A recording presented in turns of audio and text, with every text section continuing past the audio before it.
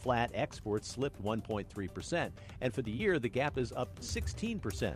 President Trump has long complained about the trade deficit, and the report could add fuel to his protectionist call for tariffs. But economists say a trade deficit isn't actually lost money. It's just a natural result of an affluent economy consuming more than it produces and having the wherewithal to buy imports. President Trump says the American dream is back. Speaking to a Latino coalition summit in D.C. this week, Trump singled out Latino-owned small businesses for praise. Latino-owned businesses now make up more than 10% of all businesses in the United States, providing jobs for more than 2 million American workers. Trump says this is a good time to expand and notes consumer confidence is high. He also said the big Republican tax bill is at the center of what he calls the economy's resurgence. Dick's Sporting Goods is facing another lawsuit, this one by a Michigan teenager, over its decision to refuse to sell guns to anyone under 21. 18-year-old Tristan Fulton tried to buy a rifle after the policy was changed last week following the massacre at a Florida high school. Fulton's lawsuit claims the store is discriminating against him based on his age. Now, this follows suits filed last week against Dick's and Walmart by a 20-year-old Oregon man also claiming age discrimination. Elisa Z, NBC News Radio. Wells Fargo is the preferred bank of the American gun industry. A new report by Bloomberg says Wells has helped two of the biggest U.S. gun companies secure over $430 million in loans and bonds over the last 5 years, making it the #1 bank for arranging funds for gun makers. A statement from Wells Fargo says it plans to engage its gun industry customers and its stakeholders on ways to work together to promote better gun safety.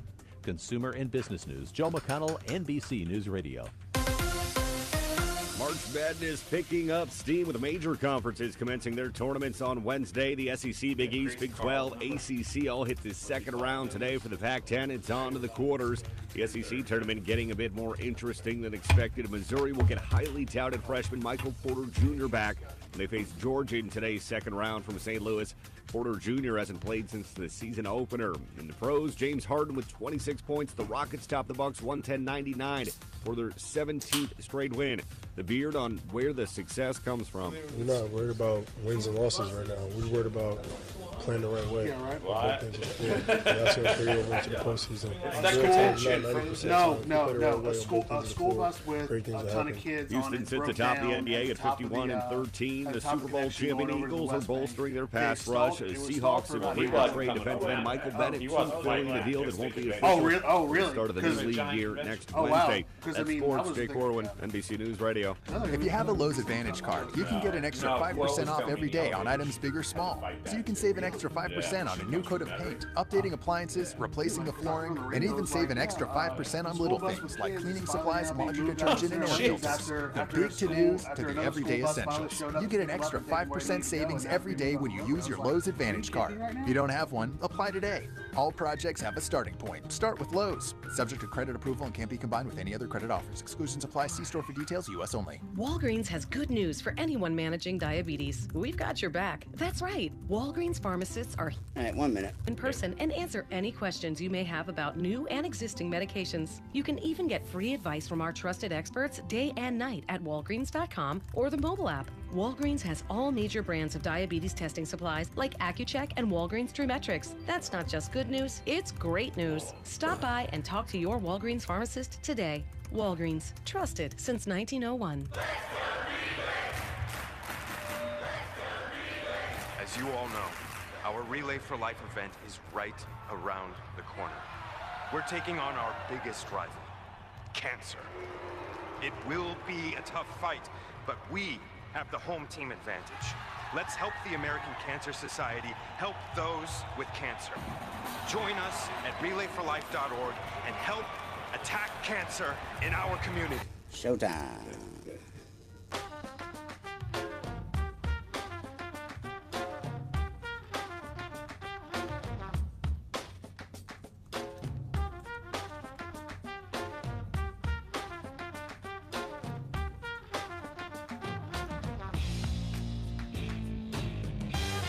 Duncan Holder on a Thursday, March 8th.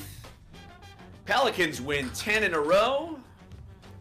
Have little troubles with the Sacramento Kings, even though there may be troubles ahead with the franchise, the face of the team, one of the faces of the league, Anthony Davis. Of course, they're winning comfortably, and Anthony Davis goes down with an ankle injury.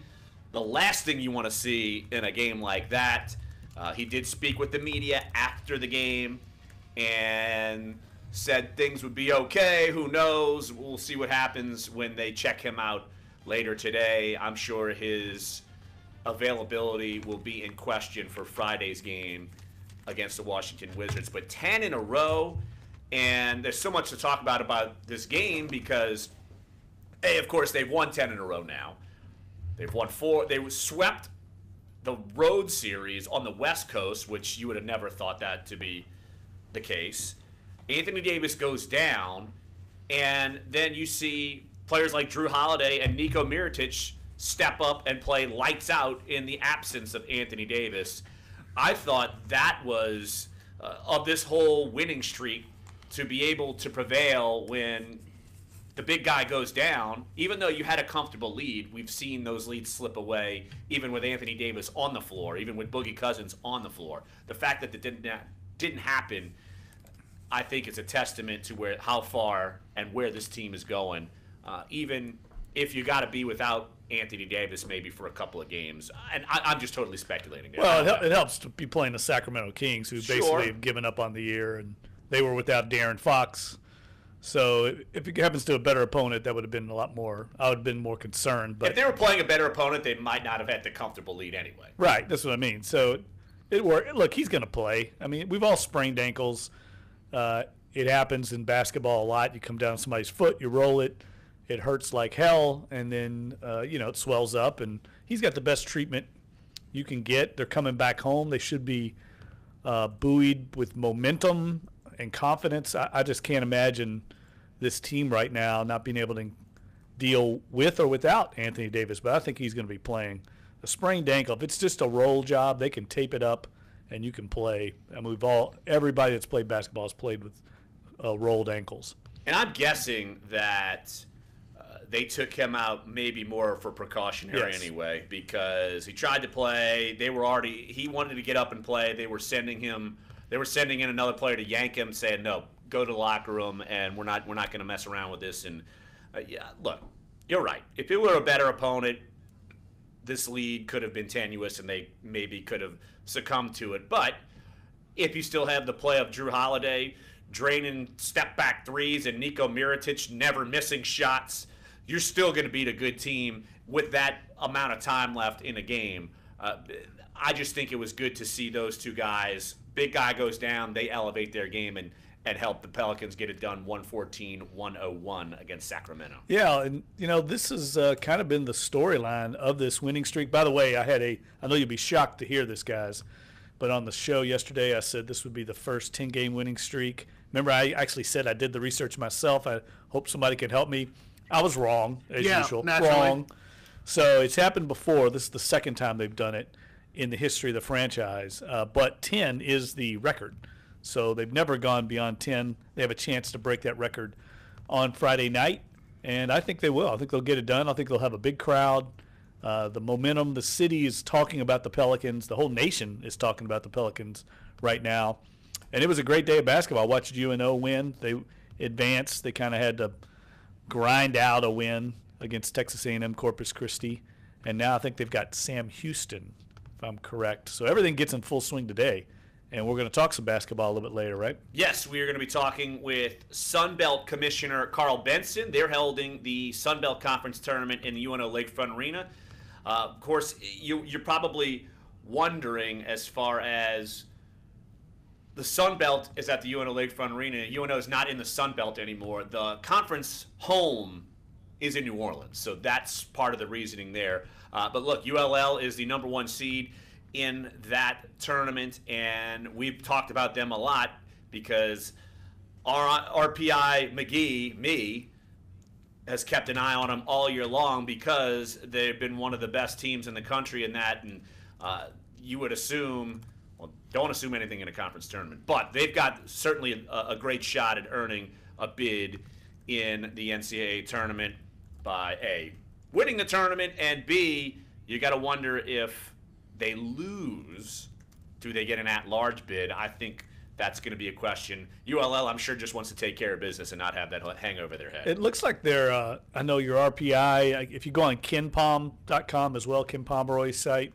they're a little low.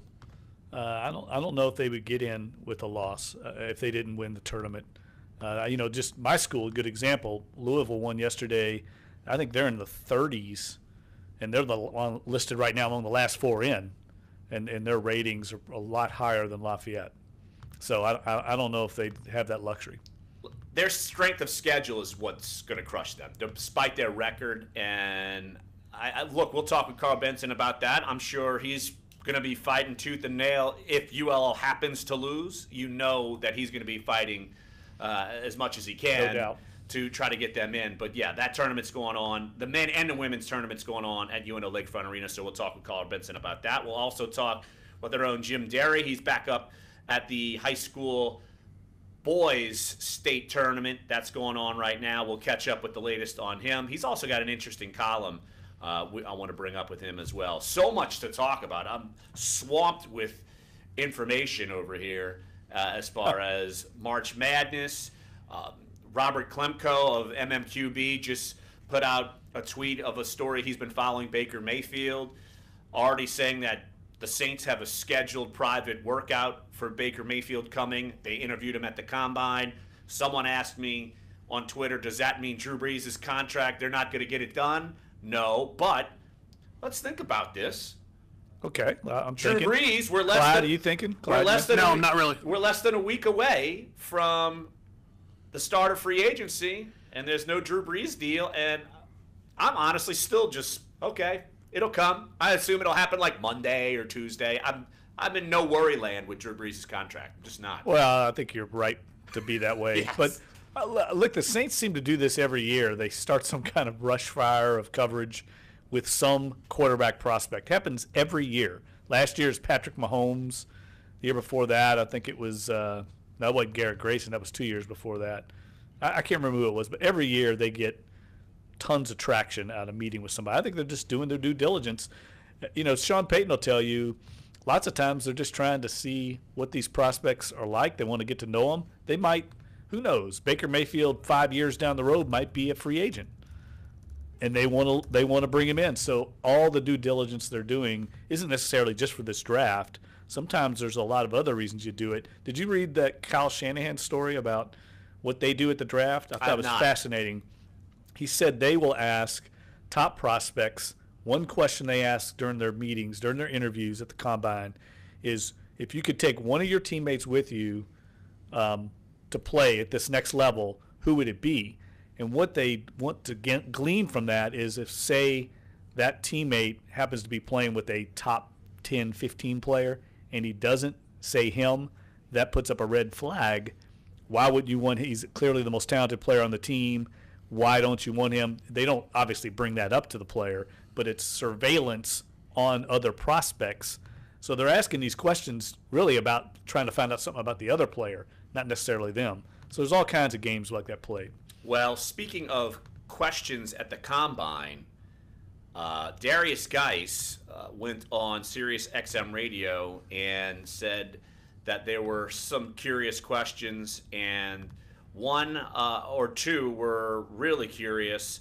We'll bring those to you later on in the show because it's back to that old culture of gay players in the NFL, and people are still asking questions, and of course it's not appropriate in a job interview to be doing any of this anyway, and so the whole stigma's coming back. So we'll dive more into that later on in the show. I've actually got some reaction from the NFL.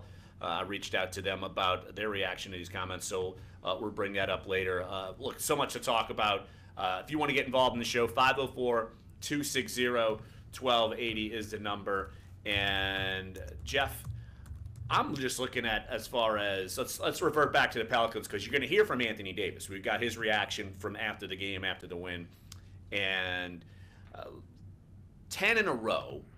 It's something that we're on repeat. Wash, rinse, repeat every day because they keep winning, and because we've still never imagined this. And look, it's remarkable and still you got to keep winning to maintain your spot in the playoffs. You just have to. The fact that the Pelicans have had to do this, and they've really, yes, they've caught some teams, but there's still no leeway. You could go on a 3-game losing streak and be teetering outside the playoffs at this rate.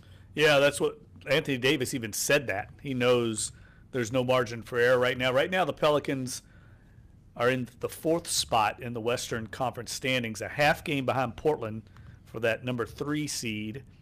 But they're only 1 game ahead of San Antonio and Minnesota. OKC is 2 games back. So you're right, Larry. I mean, they cannot let the foot off the accelerator, but they're showing no signs of that. They actually seem to me like they're gaining momentum and gaining intensity. They're not having those long lulls that they used to have. The third quarter blues, I haven't seen any of that lately. This team, I think because of all the parts synchronizing the way they have, and you mentioned Mirotic, I mean, that's the best he's looked to me since he's been in a Pelicans uniform. That was the guy I thought the Pelicans were signing. Deadly outside shooter, versatile player, can pass, defend, block shots. He really carried them for a while yesterday along with Drew. And if he comes on, my goodness, the second team suddenly becomes even more lethal, and this 8-man rotation becomes pretty formidable in the playoffs. Absolutely. Why don't we take a break right here on this show, and when we get back, let's hear from Anthony Davis. Of course, they did it a good bit without him. He only played 23 minutes in the game, 17 points, so others had to elevate their game. Drew Holiday did that. Niko Mirotic did that. So why don't we hear from Anthony Davis, some sound bites from him. Don't forget, 10:30, we'll talk with Carl Benson from the Sun Belt Conference, the commissioner. Their tournament is at the UNO Lakefront Arena going on right now. We got March Madness. Tulane starts in the AAC. LSU starts in the SEC tournament with Tremont Waters with a busted nose. Let's see how far it gets with the mask. I've always been curious how a player can actually play well with a mask if you just first game out and you play lights out. I don't know. I'm curious to see how he reacts to that. Yeah, I would have trouble with it, but I think you get used to it like everything else. Yeah, we'll see. So, all right, we'll talk about that. The Darius Geis sexual orientation questions he got from the Combine. Definitely something that's, I know, frowned upon in the league. We'll talk more about that.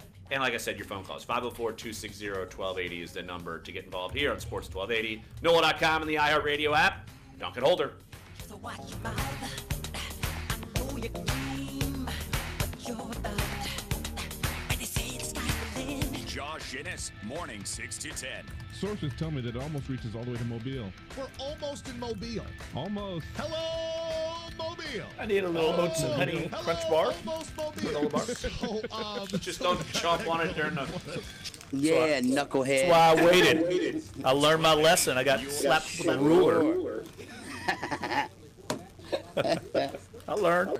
Check out the exotic mix of I'm animals smart. from around the globe. I'm very, From very Watoto smart. Law, Is that the what playful Trump said? monkeys, or the I'm very intelligent. At some point, I'm sure.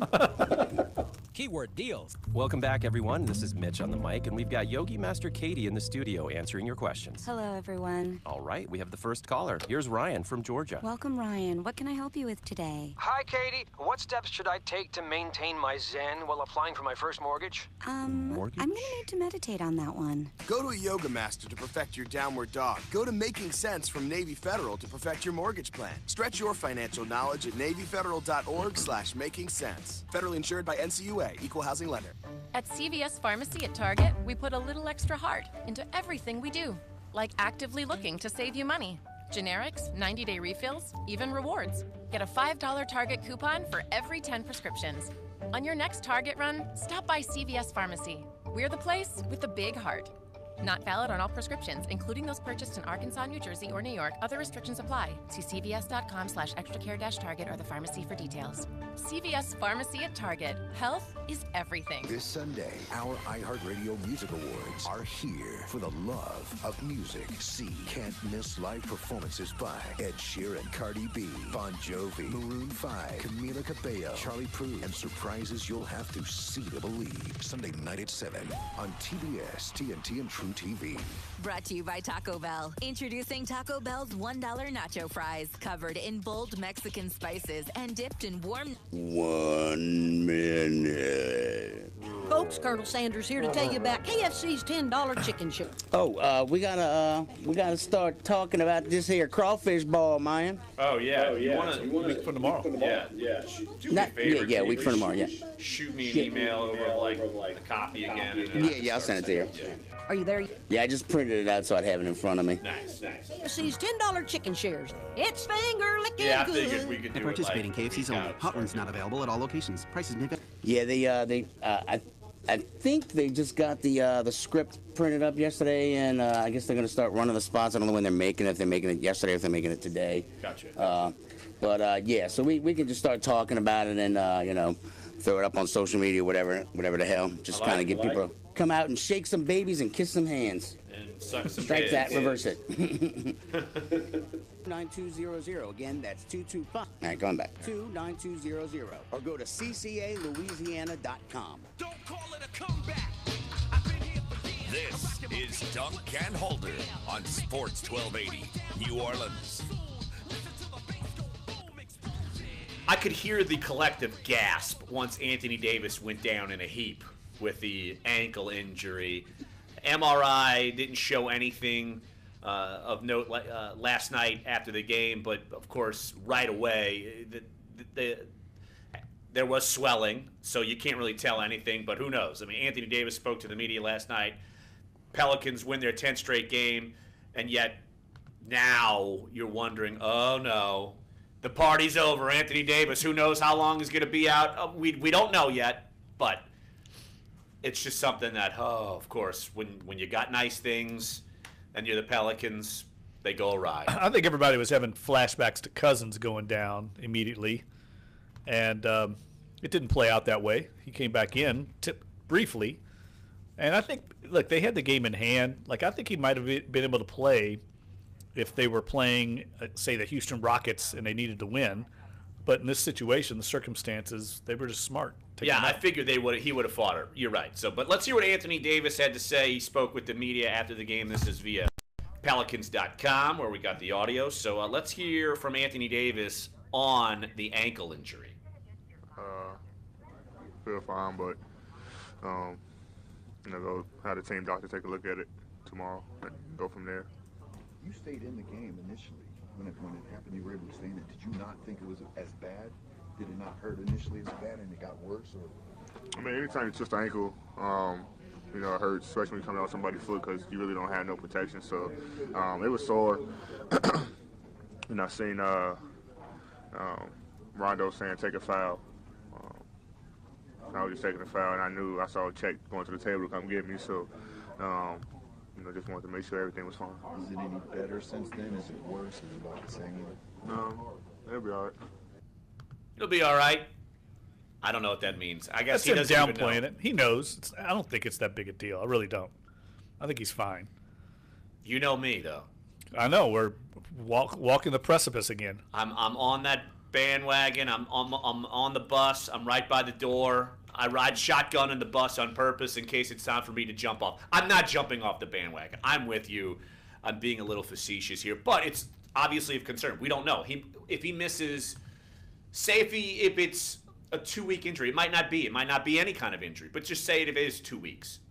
He misses a few games, and the Pelicans have a ton of games in a compressed period coming up, so you've got to be careful with him because he's your guy. Even though last night Drew Holiday played great, 9 of 17, 23 points, hit clutch threes when they needed him, and Niko Mirotic, my goodness, you're right, best we've seen him. 10 of 12, 4 of 3 from three-point land, 26 points, 10 boards. That is something that you'd like to see. You're not going to see that every night, but the fact he's kind of gotten in the groove after some shooting struggles the last few games, the Pelicans needed it, and they got it. Well, I think the big key coming up, 8 of the next 9 games in New Orleans. So sweeping that 4-game road swing, I'll be honest with you, we were on the show before they embarked on that trip, and I was saying, man, if they go 2-2, they're still in it. 3-1's great. 4-0, man, throw a parade. That's insane that they went 4-0 playing at San Antonio and the Clippers, but it just shows you the confidence they're playing with right now. And, yes, they need Anthony Davis at full strength, but I really think the way training is these days, I mean, they can wrap these ankles, get the swelling out. These guys know what they're doing on sprained ankles. It's been a part of basketball for as long as they played it, all the way back to the Chuck Taylor days when you had no protection. Have you ever wear Chuck Taylors? You wonder who thought this was a good idea to play basketball in these things. I remember wearing the Reebok pumps, and those things, you pump them up and it squeezes your ankles. Yeah, Chuck Taylor's does nothing except make you want to fall over. Because you're basically just wearing a flat surface and no protection at all. It's just canvas up around your ankle. Exactly. But you mentioned the home stretch coming back. Let's hear what Anthony Davis has to say about heading back home. You know, we've been up and down team at home, been a better road team. So, but it feels good to go back home and, play in front of our fans again and sleep in our own beds. But we got to take care of business. We got some tough teams coming in there. Start with Washington on Friday. A team that embarrassed us up in D.C. So we owe them one, but we got to make sure that we come out and have the same mentality no matter who we're playing. Well, Anthony, he still won a few games in a row at home in this stretch. Let's hear what he had to say when he was presented with that proposition. Oh, for sure. We have been playing better at home, but we still always somehow find a way to go up and down. We just got to make sure that we protect our home floor.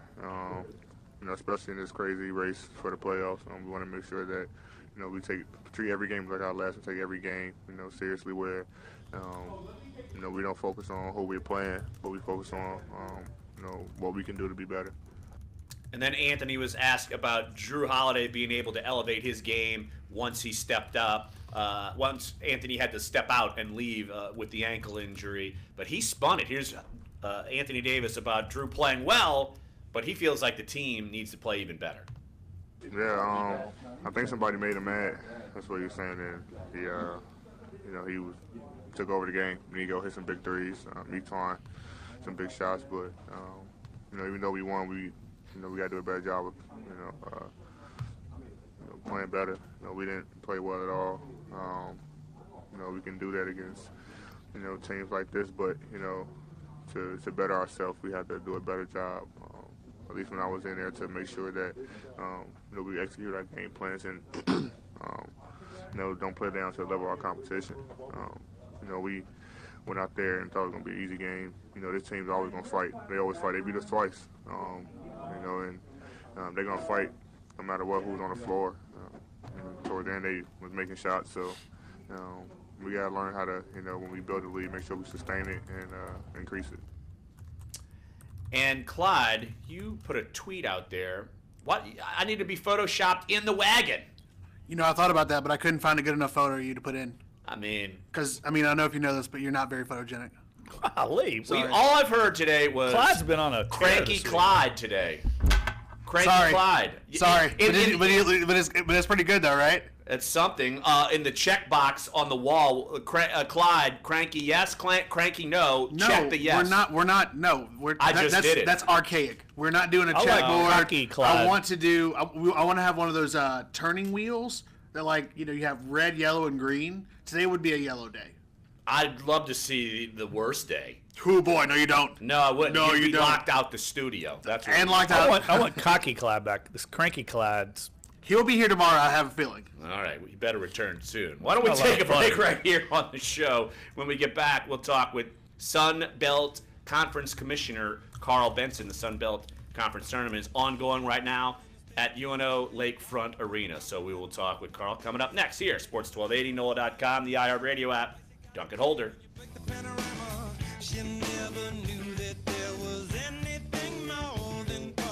Your forecast on... Oh, I need his number.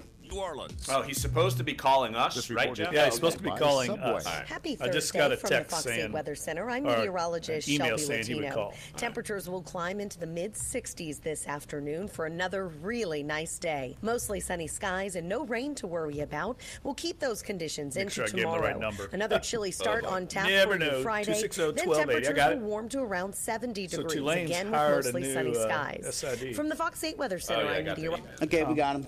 Tom Simon. Well, it's funny. Like right as you were calling to go to break, the phone rang, so I picked up. I was like, 1280, please hold. Want a great meal for under $5? Because Subway restaurants have 5. That's one of 5 6-inch subs, plus chips and a 21-ounce fountain drink for $4.99. Only at Subway. Limited time only at participating restaurants. Additional charge for extras plus applicable tax. Hi, Eric Ashwood, celebrity chef Scott Craig of Katie's. Scott, you have to be excited about Katie's expanded second floor seating and private dining rooms. Yeah, but how about my vast local sports knowledge? You know sports, but shouldn't we be talking about your award-winning Sunday brunch? I'd rather talk about the Saints and the Pels. How about your award-winning pizza or daily specials? How about them Saints? I admit you have a great take on local sports, but what about Katie's award-winning menu? Okay, folks, I invite you to dine at Katie's. Eric and I don't have to brag about the food at Katie's. The food speaks for itself. Katie's open 7 days a week in the heart of Mid-City at 3701 Oppenheimer. Here's today's tax tip. To make tax season a little easier, the IRS offers a free filing service for citizens on lower incomes. So I think I'm a bolt from here tomorrow, Carl from right the at American noon, and go Institute right of up to the Certified Public lakefront. Accountants says that it's a great tool Louisiana's for someone playing. who can't afford Yeah. to They play like 11:30. IRS Free File was a collaboration to be able to offer the software that they sell free of charge. Those with incomes of less than $66,000 a year can take advantage of the IRS Free File. It's located on the IRS website and connects taxpayers to a software to help guide them through the process. The program is a partnership with the IRS and the Free File Alliance, which is made up of several preparation companies. They've all agreed to offer the free service to ensure everyone has access to the help that they need. Carl says that even if eligible, some filers may not want to use the free file. He says that those who have home businesses or who have made life changes recently might want to consider using a preparer to make sure they're getting all the possible tax credits. That's today's tax tip from NBC News Radio. I'm Mark Mayfield. Hi, I'm Nick Jonas, and I'm here to tell you about Think It Up. All right, 10 seconds. Activate student-powered, teacher-led learning projects. Students and teachers, how can you spark great learning experiences in your classrooms today? Join us at thinkitup.org. Learn what our insiders know about your home teams. Sports 1280 New Orleans. Welcome back to the show. Joining us right here on Dunc and Holder, Sun Belt Conference Commissioner Carl Benson joining us right here as the men and women's basketball conference tournaments going on at the Lakefront Arena. Today is the Women's Day, as the men will get the day off, and then they will go back hot and heavy on Friday. Carl, we really appreciate you jumping on the show. And just a simple question, what's the benefit you feel like having the men and women's tournaments in the same venue? Well, thanks, and I appreciate you having me on. And first, the venue out here at Lakefront Arena is a great venue, and this is our 5th year having the conference tournament in New Orleans. As you may know, we're headquartered. Our offices are headquartered in the Superdome, and our staff, has the ability to be able to manage this event pretty much year round. And we bring all 12 of our universities, which means that they can all bring their bands, they can all bring their various media relations staffs and various radio networks, and it's everybody under one roof. Now it's a logistical, pretty demanding 6 days when you think of 22 games, 11 men's games, 11 women's games that are spread out from Tuesday to Sunday. But we're trying to create a basketball environment and a basketball extravaganza, and we think that New Orleans is certainly the best site for it. Carl, one of the great storylines this year in the state of Louisiana college basketball has been the Louisiana Raging Cajuns under Bob Marlin. They're the number 1 seed in the tournament. They get underway tomorrow, having a bye. What have you seen from that program this year? Did it surprise you the way they kind of put this season together? Well, to go 16-2 in any conference is a real tribute to a team. And in today's kind of college basketball world, there's so much, and I hate to use the word parity, but I like to rather say competitive balance. And it's hard to win 16 games in any conference. And you think about the travel that's involved and the demand on student athletes, and how hard it is to win those road games. So that is really an accomplishment. The consistency. They've got a very senior team, led by local Bryce Washington. I was over there on Saturday for their last game. It was their senior night, and they paraded 5 seniors out on the floor. And I think that's teams that have senior leadership and have veterans, tend to have those types of seasons. So, but they're very well coached.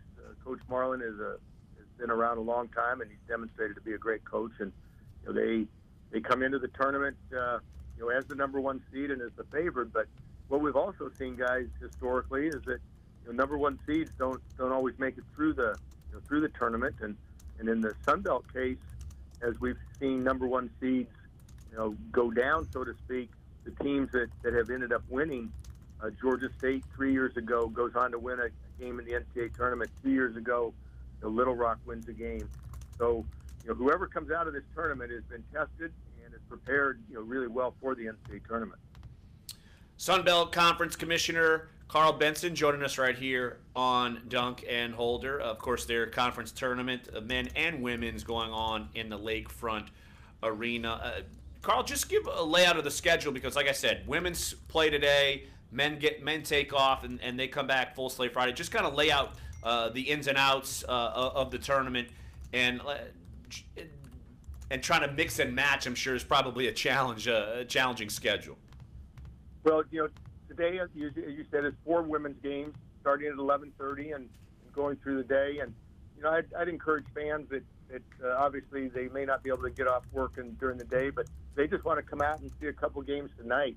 There's plenty of free parking out at Lakefront. Tickets are really, really reasonable. You could bring a family of 4 for less than $20 and see 2 games tonight if you were interested. Tomorrow's the same format for the men, but I think really the day that if I was a basketball fan living here in New Orleans, the day that I would want to kind of set aside to come out is on Saturday. The men play 2 semifinal games, and it's usually those semifinal games that that tend to be the most competitive.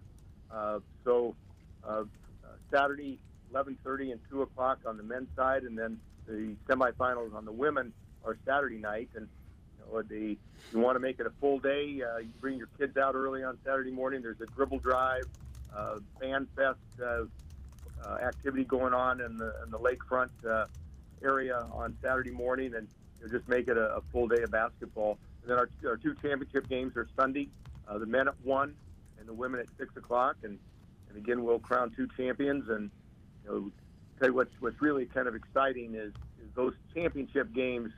If you don't get to go to the Final Four and listen to one shining moment and see the nets cutting down, we have our own little mini Final Four where the players get a chance to cut the nets down, and the confetti comes out of the scenery of the lakefront, and we try to create that same type of Final Four atmosphere.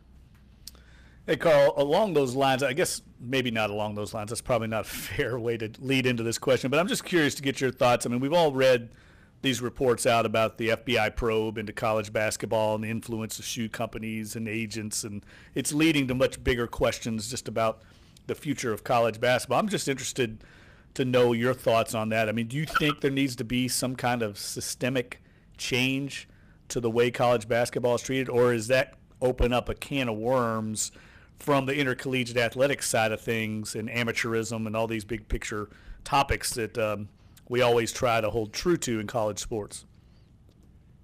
I think that we've tried to hold true to those values, and in the meantime, the last 20 years, we've ignored what's going on underneath. And no one was surprised when they talk about the quote underbelly of the sport of basketball, and it just isn't at the collegiate level. It starts at the junior high, and we've seen the proliferation of the AAU teams and the travel teams and the 13 and 14-year-olds that are being recruited to play for Team X, Y, or Z that just happens to be sponsored by shoe company X, Y, or Z. And we've tried to manage it at the bottom. Obviously, not as successful as we should have. Some people are asking, can we fix it, and what will it take to really return it to maybe the values prior to the early '80s? I guess it's been a 30-year process. I hope so, because it's a terrific game. It's got great fan appeal. It certainly has interest. I think the NBA needs to step in, and we're hearing that that they finally, I think we finally have gotten their attention to create a subdivision of the NBA that allows the 18 and 19-year-old to go directly to the NBA if that's their chosen field, rather than this masquerade of going to college for 1 year and then. So I think we're guilty of some of it, and we're probably guilty to some extent of ignoring it until it stepped up and slapped us across the side of the head last fall with the indictments and the FBI and intervention. Sun Belt Conference Commissioner Carl Benson joining us right here on Dunc and Holder. Shifted back to the conference tournament. If Louisiana Lafayette, if they lose in the conference tournament, how much do you personally feel like you have to go to bat for them to try to get them into the tournament, given how well their season has been? Well, up until last Saturday, fellas, we were prepared to do that, and we had developed a strategy. They got upset at home last Saturday against Little Rock. Put a little bit of a cringe on their postseason profile. We all follow the RPIs and how the various bracketologists use RPI. They were number 35 on Saturday with the loss to Little Rock. They dropped to 61, and that by itself is probably going to make it almost impossible to get one of those at-large berths. I think that now what we're focusing on is not just whether it's Louisiana or whoever the Sun Belt champion is how what kind of seed can they get. And all of a sudden, I think the seed becomes more important. And I think what we see with the seed, it's a lot easier for a 10 or 11 or 12 seed team to win a first-round game. I was in meetings earlier today with athletic directors and presidents and chancellors, and our goal now is to get a team that not only gets in the NCAA tournament, wins a game, which we've seen that the last 3 years, Little Rock and the Georgia State, but how do they win that second game and advance to the Sweet 16? And I think that's where you can really set yourself apart from the other conferences, if you can be one of those 16 teams still standing, in week 2. So hopefully the Sun Belt champion, whether it's Louisiana or somebody else, will get to that point this year for the Sun Belt. Well, I'll do some lobbying for you, Carl. One thing I would say, all the years, my start in journalism career was up in Monroe. I covered Louisiana Tech, Grambling, Northeast Louisiana, so covered Sun Belt, covered the Southland and the SWAC, and there is nothing like a conference basketball tournament. I'm telling you, if you're out there and you're driving around, you're looking for something to do this weekend, go out to Lakefront Arena and watch these kids compete, because it is it's do or die, and the competition is so intense, and the dramatics, the theatrics, because everything's on the line for some of these kids. Some of them this will be the last game they potentially could play in their college careers, and the environment and the atmosphere at these games is just off the charts. So I know that we're going to have a great tournament out there this week. It's already started, actually, but the dramatics and theatrics only pick up as we get further along in the bracket. Well, I appreciate that. That's awfully kind of you, and I'll give you a little promotional piece going back to you. I heard off air the promotion for Katie's and Scott, the interview that they did with Scott, the owner of Katie's. For the last 5 years, Katie's has catered our hospitality room out at Lakefront, and I can tell you that we've got the best hospitality food in the entire country at a basketball tournament with Katie's doing our catering. So there's a little extra you can get out of Scott the next time you guys negotiate your deal with him. A little promotional bucks. I like it. There you go. Carl Benson from the Sun Belt conference. Hey, Carl, appreciate you jumping on the show. Good luck with the tournament this weekend. And, yeah, it should be some great basketball. Thanks, Carl. Great. Thank you, fellas. You got it. All right, let's take a break right here on the show. And when we get back, we will switch gears for a little bit and talk with our own Jim Derry. He's covering the prep basketball boys tournament. Last weekend was the girls. This weekend's the boys. We'll get him to give us the latest there. And we will also talk Darius Geis and the questioning that surrounded him at the NFL Scouting Combine. Some fierce reaction. I've got some reaction from the league office. And I know the NFLPA has come out and obviously gone after this line of questioning. So we'll talk about that later on in the show as well. And if you want to get involved, phone calls are welcome. 504-260-1280 is the number to get involved here on Sports 1280. NOLA.com, the iHeartRadio app. Duck and Holder.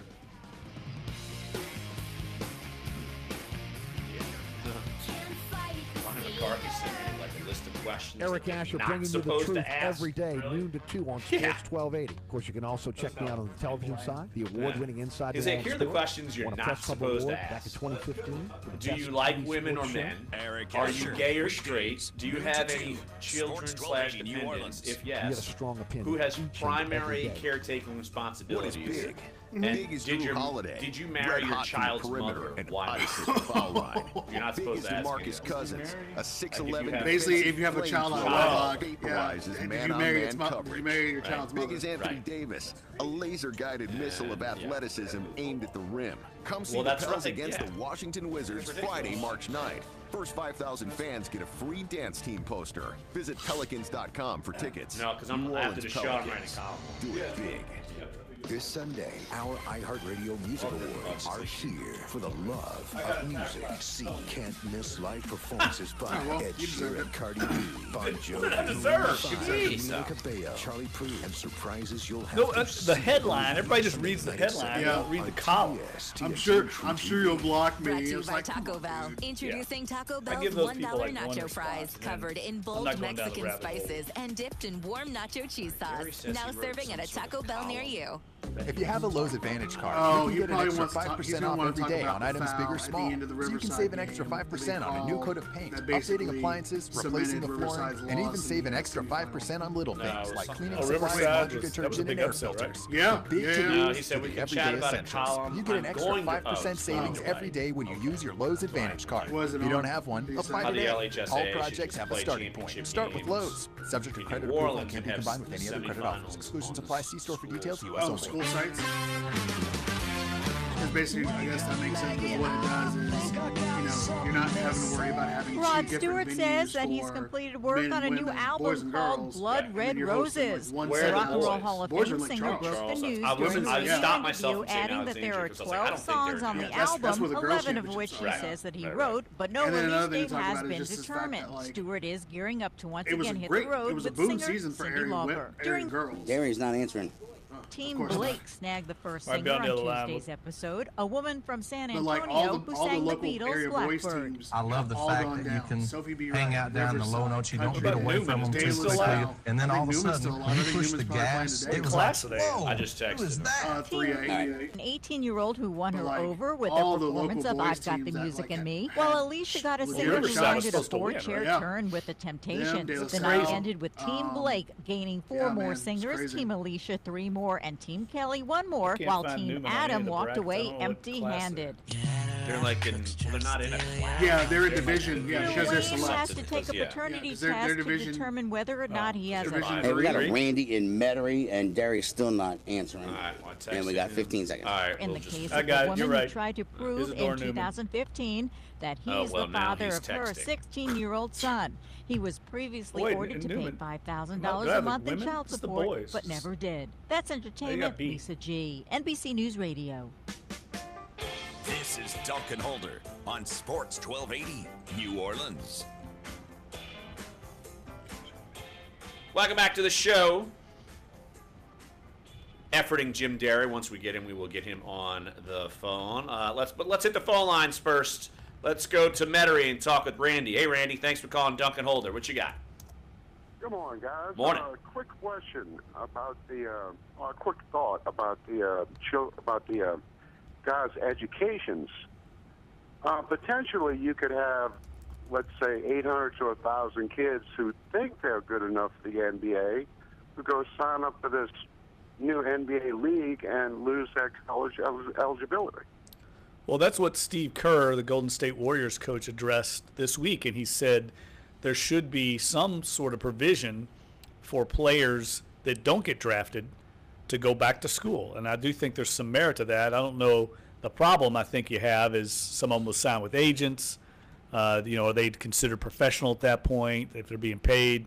I think this is going to be a long process, Randy, that's going to take a lot of different entities involved to come up with a solution because it's so complicated right now. But okay. Your point is well taken. But is Randy still there? Yeah, go ahead, Clyde. No, I was going to say, but one of the things, and it's such a touchy subject because now we have a lot of people who are extremely, extremely active in wanting to stand out against what they see as tyranny and really just unabashed greed by the NCAA, and especially for them because they don't make it look any easier when you talk about how you brought in $1 billion to the organization. Now, again, as Jeff and I were talking about, or as we were talking about off air, you need to read a full story about where a lot of that money goes to. But do you realize that at LSU, if you are a student athlete at LSU, you can leave at any point in time. At any point in time, either go pro, whatever it is, and you can actually come back and get your degree, and the school will still pay for it? I didn't know that. Yeah. The Academic Center, the LSU Academic Center for Student Athletes, has a provision to where if you are a student athlete at some point in time at the university, you could leave to go pro and come back and finish your degree, and they will pay for it. And just a heads up, just so you don't think Clyde's speaking out of his butt, he used to work at LSU, so yeah, I used to do a lot of community service stuff. He's worked at a lot of sports information departments, so he knows the ins and outs. Let's carry this over. Randy, you got a really good point. I think there's more to talk about there. One last thing, if you don't mind me bringing up. Sure, go for it. Nobody ever talks about, they haven't brought up that the kids are actually getting some money now. There was a proposal that went through about 2 years ago where, let's say, Tulane pays every student maybe $5,000 a year for expenses. Very true. That's true. Yeah, that statement a few years ago, I can't remember who it was a UConn guard who said something like he was starving, couldn't even get food for a meal. That was BS. Players have training tables. They have all kinds of things available to them. I don't know where that came from. That was so ridiculous. And I'm going to go on more of a tangent on this, but we don't have time right now. I want to do it the next hour. We got a little bit of time. We're going to go with Jim Derry, top of the 11 o'clock Okay, hour. Well, then we've got time. All right, we got time. Yeah, Randy, appreciate the phone call. Appreciate the insight. But go ahead, Jeff. I just think it's so easy, and it's so easy to kick around the NCAA because it's this nameless, faceless institution, and so it's easy. Everybody wants to attack it. It's like the IRS or something. The NFL. People like to attack big institutions when actually the NCAA is, I think, just trying to maintain some standard of amateurism. I think the answer is exactly what the NBA is going to do, and that is make the NBA Developmental League an attractive alternative for players to want to go and play and build that up. I think it's a great idea. I can imagine the NBA Developmental League being much bigger than anything else we've seen at that level. It's going to be much bigger than minor league baseball because the players themselves have higher profiles, and it's going to make suddenly a minor league basketball team become an attractive proposition. I can see where the Pelicans get a team finally, if they're getting Shreveport or Pensacola or Jackson. That's going to be a fun thing to go to if you've got Ben Simmons playing, or we had a caller this week that asked about Frank Jackson, the Pelicans' second-round draft pick. He'd be one of your star guards for that team, and the promotion up to the NBA would be something that people would anticipate. That's the answer. That way these kids that don't want to be in college can go straight to becoming a professional basketball player. What's wrong with that and still maintaining college basketball and amateurism? Because not everybody is being exploited. That's the other thing that I read this all the time. I hear this on the backs of these athletes and all this stuff. I mean, give me a break on that. That's just so ridiculous. College basketball players are not slaves, and it's been said over and over to become a plantation mentality, and it's ridiculous that it's become that. But it's a very trendy thing to do. And you mentioned as far as that the NBA, if they had a minor league system, it would be bigger than minor league baseball. Well, there's no question about it, because the minor leagues in baseball, you have low A, high A, double A, triple A. You'd only have one team. You wouldn't have like 6 layers of NBA minor league basketball. So there would certainly be. Right. And you would still be able to have, say, the contracts, and these players would still be able to be paid a high amount of dollars. You're not paying them like minimum wage. It would be as if in minor league baseball, or when you're drafted in Major League Baseball, you still get huge deals as first-round picks. Just because you're playing in minor league baseball doesn't mean you're not getting these big deals. Right. No, you're getting paid. I think the average salary, Cloud might know this better than I would, but I think like in the NBA DL or the G League right now is about $75,000 or something. So it's not you're not getting rich, but that's the average player, not the guy that's the first-round pick who's developing and eventually going to work your way up. 2 minutes, guys. And I think I should say this, and Clyde's been on the inside of college athletics, so he speaks from a different perspective. To do this, though, the coaches also have to buy in. I mean, the coaches have been some of the biggest problems, because they do not let these athletes, college athletes for the most part, have lives outside of their sports.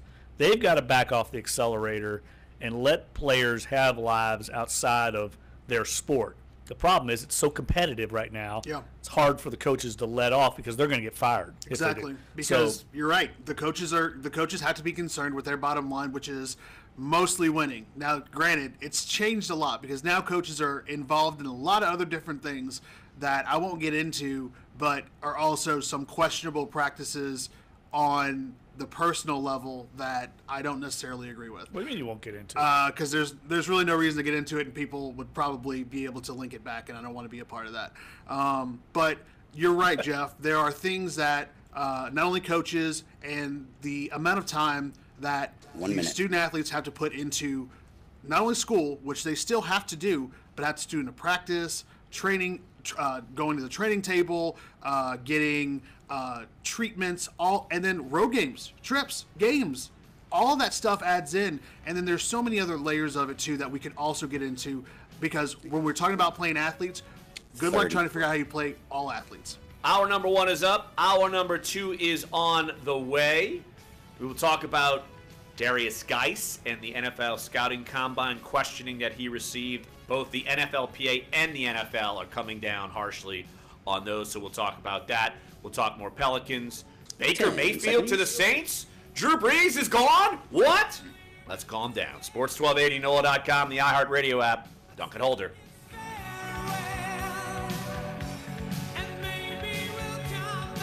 And multiple people who name their savings accounts save more than those who don't. The following was inspired by a Navy Federal Credit Union savings account named Family Vacation. Life's over. You're the panic leader. Yeah, you're the panic leader. I'm taking that panic button and throwing it in the trash. We should call this the panic room. The panic room. I'm panicked about AD. I'm not panicked about Brees. Navy Federal Credit Union. Hey, Jeffrey, I like what you just said about the D League, the NBA D League. Like their players are more well known than some of the minor league baseball players. That's shockingly true. No, it's going to be. I mean, Adam Silver's going to make money off that. That's one of the reasons they want to do it. Yeah, they know they could build that up, and all of a sudden, if you got. That's the first time I heard that point. That's pretty cool. No, it's definitely going to be. It's part of their plan. Yeah, which makes a lot of sense, because it helps them, because then they're no longer brought into the whole amateur, non-amateur realm, and they're like, we're completely out of it. Like, we're letting you guys come in. You think you're 18, you want to come out and do it? Hey, come and do it. We are not seeing anybody do school. But you're right. Like, I saw someone tweet this out this morning about the about someone seeing that the NCAA brought in $1 billion over the $1 billion over the last year. Sports and trending. Like, oh yeah, $100 billion. Tons of things happen in the world of sports, in particular college basketball. Pitt has spiked basketball after 2 seasons. It was 0-19 in ACC play. Meanwhile, in the NBA, Derrick Rose has joined the Minnesota Timberwolves for the remainder of the season. That's according to Adrian Wojnarowski on the hardwood court. Not because I wrote it. It's a good idea. I've been wanting to do it. I got to find. You might be able to help me. I think I might have talked to you about this finisher before. with a left hand. Rockets Radio Network. How they much went on money the road does LSU Milwaukee make off this time, their 110.99. Houston has won 17 straight. They don't longest make winning as streak much in the as NBA people this think. season. You hear Harden that had argument all the 26. time. LeBron James has 39 of his own. Cavaliers, they win in Denver 113 to 108. Toronto Raptors, the top team in the Eastern Conference, and DeMar DeRozan led the way with 42 points, 16 and 28 in the field. 6 assists. Raptors in Detroit in overtime, 121 to 190. As best as we can hammer it out, it looks like we made $50,000 last year. Like, that's all they make. They don't make a ton of money because the apparel manufacturer is the one that makes all the money. They just give like a nickel of it to the schools. So it'd be a great story to blow up that myth, because they could sell 1 million Leonard Fournette jerseys, but LSU's not getting rich off of it. Adidas and Nike are. Yeah, and now you can't do that. You want to buy a jersey, you want to have it customized, you got to do it yourself. You want to right, that's what I'm saying. Yeah, like you want like, they won't let you do that anymore. So, but it's a big myth out there that people use all the time. It's a very hackneyed laundry detergent and air filters. You know, the big response to the everyday essentials. People you buy, get an extra people will 5% buy savings every day when you jerseys use your Lowe's for Advantage LSU. card. You don't have one? Apply today. For a favorite All player, projects have a starting they're point. Start that with player's Lowe's. gone. They're going to buy another jersey. I mean, so it's again, it waters down the Welcome back, point, everyone. This is Mitch on the mic, and we've got I don't know. Master Katie I just would love to do answering that your story. questions. I'd have to get LSU to participate. Right, we have the first caller. Here's a couple Ryan times from Georgia. Welcome, Bonnet Ryan. What got can I help you with absolutely today? nowhere. Hi, Katie. That's what frustrates me with him. Because you know, like I'm trying to do a story that's going to actually help educate people. It's going to blow up a myth, which is what I'm big on doing. And it's also going to, I think, help LSU to some degree. And he's like pushing his hands up. Like he didn't want to deal with it. Yeah. Federally insured by NCUA, equal housing lender. At CVS Pharmacy at Target, we put a little extra heart into everything we do. Like actively looking to save you money. Or just point me in the direction of the person that I need to talk to in the athletic department. Get a $5 Target coupon for just every let them 10 know prescriptions. what I'm trying to do. That way they don't think I'm, stop by CVS everybody gets all Pharmacy. scared when We're the place you reach out with the directly. big heart. Not valid on all prescriptions, including those purchased in Arkansas, New Jersey, or New York. Other restrictions I think that would be See CVS.com/extracare-target or the pharmacy for details. CVS how Pharmacy at little the Target. schools Health is everything. And then somebody made a point Here's about today's tax tip. players To make tax season a little easier, the being IRS allowed, like offers college a basketball filing players service being for allowed to citizens be on signed lower by incomes. a shoe company. Expert Ed Carl That from the creates all American kinds of Institute of problems. Certified Public Accountants If you're a Nike says that it's a school and great your tool guy for signs someone an who Adidas decides contract, to Adidas and what? I'm with Under Armour, but collaboration we have to be able to Russell offer Athletic the software that they sell. That's free of the charge. overall Those problem. with It's that incomes of less than clearly if the $66,000 a NCAA year just can pays take its players, advantage of that's the it. IRS free file. It's located on If the IRS everything in website life was that and connects simple, taxpayers wouldn't to it a be that software simple? to help guide them Absolutely. through the It's process. never that simple. The program is a First of all, where's the money going to come from? File Where's the money Alliance, going to come which is from? made up of Schools several lose preparation money. companies. Yeah. Most, They've by all far. offer the Overwhelming service to majority ensure of them. everyone has access and I mean, the to the person who help that put they this need. tweet out was like a Carl says softball that player. I'm even like, if do eligible, you realize some that your filers may not want to softball use the team, free file. on He average, says that probably those who have spends home more than what businesses it or actually who have brings made in life changes by like recently hundreds might of want to thousands consider of using dollars. a preparer to make sure Well, I they mean, get you all made a possible point earlier tax about credits. travel and everything. That's To me, today's that's tax tip one of the from great NBC things News about Radio. being a college I'm Mark athlete. Greenfield. You get to see the world, you get to travel. That's a benefit that other students aren't getting. And it's part of the education process. Absolutely. You get to do some a of these- European tour. Some people would never get to do that. It's a huge, huge thing. And the idea that like the student populace is any different than the student athlete.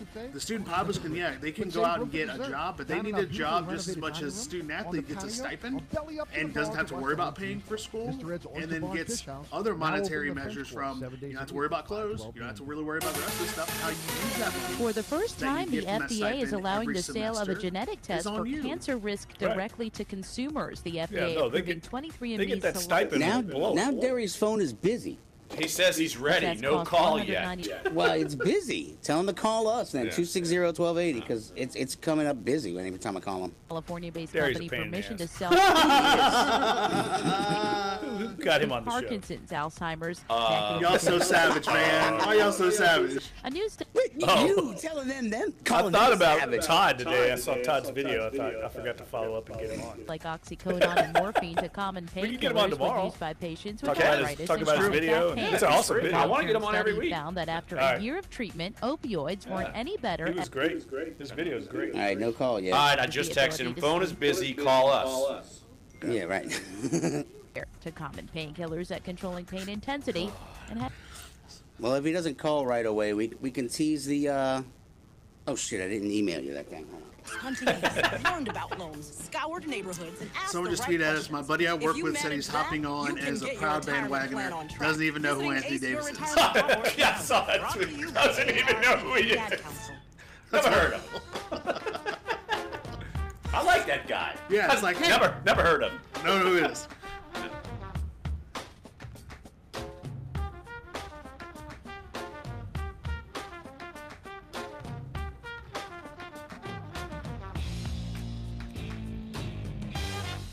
Dunc and Holder, hour number 2 on a Thursday, March 8th. Larry Holder, Jeff Duncan, Clyde Verdane here with you at our Times-Picayune NOLA.com studios. Dave DeCourbier back in iHeart Central. And now joining us from Lake Charles, our own Jim Derry, of course, preps guru here at NOLA.com and the Times-Picayune. Last week, spent his week in Alexandria for the girls' high school prep basketball tournament. Now he is in Lake Charles for the boys' prep basketball tournament. Jim, what's the latest out in Lake Charles? Seems like we've still got some local action, but a couple of local teams have gone down. Well, the local teams here are just like me. They have a cold. They're just not playing well. 1-6 are our New Orleans team so far, but I could have an early exit. Wow. So what's the deal? Your cold is you're like the last person in New Orleans to have a cold, JD, because everybody got over that like a month ago. You're still fighting. Well, I was doing the happy dances. I thought I got past all that, but obviously it wanted to hit me when I waited till I was out of town. So good for the sickness gods. I'm happy with them. So is this? Let me ask you this, JD, real quick before we get into the bracket and the tournament and the local teams. I'm curious. I understand that McNeese State University is building a new arena. Is this where the tournament will be in the future? Do you know, in the new arena? They have not set a contract for that, but I know that the LHSA really likes it here in Lake Charles, and honestly, the press likes it as well. So I think everyone involved enjoys coming here to Lake Charles, and it's a great venue, and we enjoy going to McNeese State. And they've actually made some improvements to the Burton Coliseum. They've got a new floor.